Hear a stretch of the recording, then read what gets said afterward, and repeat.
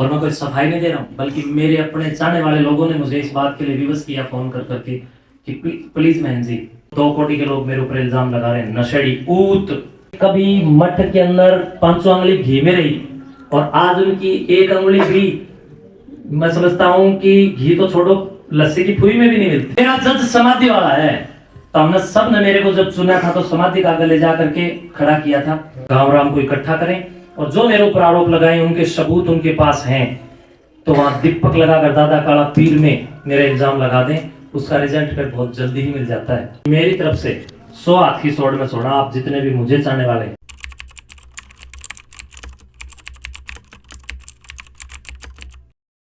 तब समाज के सामने व्यक्ति को बताना बोलना चाहिए।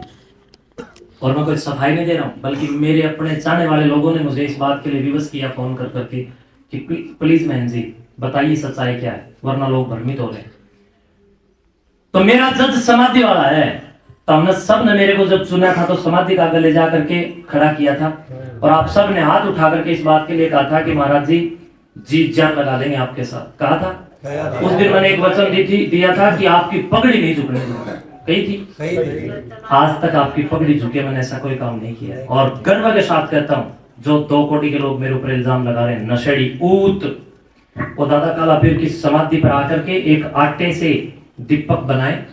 आटे का दीपक बना करके और उसके अंदर घी या तेल जो भी अपनी श्रद्धा अनुसार भरते हैं वो भरें, गांव राम को इकट्ठा करें और जो मेरे ऊपर आरोप लगाए उनके सबूत उनके पास हैं,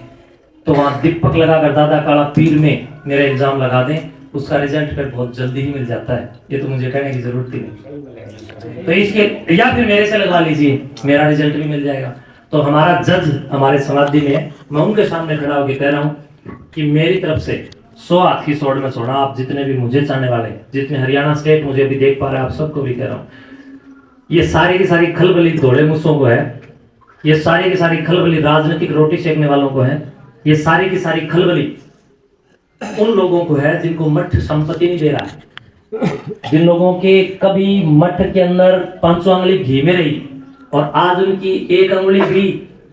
मैं समझता हूं कि घी तो छोड़ो, लस्सी की फुई में भी नहीं मिलती, तो उन लोगों को तकलीफ होती है।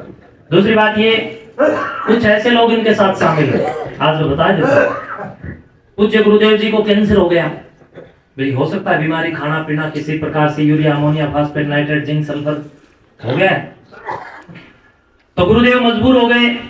उस दौरान कुछ इनके ही परिवार के लोग मठ की जमीन को ठेके पे लेते थे, और मठ की जमीन को ठेके पर कैसे लेते थे, गुरुजी से ले ली मान लो 15,000 रुपए एकड़, क्योंकि पानी की कमी वाले किले भी अपने हैं, और आगे ले जाकर के उनको 25,000 रुपए एकड़ में देकर के बीच में कमीशन खोरी करने वाले लोग थे। अब उन लोगों को सुनाएगा कैसे बचेगा, कैसे बचेगा? जिनकी आटे वाले पिप्पे के अंदर अब चूहे कूद रहे हैं, वो लोग, उनका 2-4 कीड़े हैं ऐसे, और वो आटे वाले पिप्पे के अंदर जब चूहे कूद रहे हैं तो दर्द तो होगा। तो इसलिए आप लोग जरा विचार कीजिए, और आप सारे बहुत समझदार हैं, गांव के अंदर नशा कौन बड़े स्तर पर फैला रहा है, विचार कीजिए। आप गांव राम उठ करके बोलिए, आप लोग एक एक व्यक्ति जो भी कहना चाहिए, बोले दादा काला पीर की।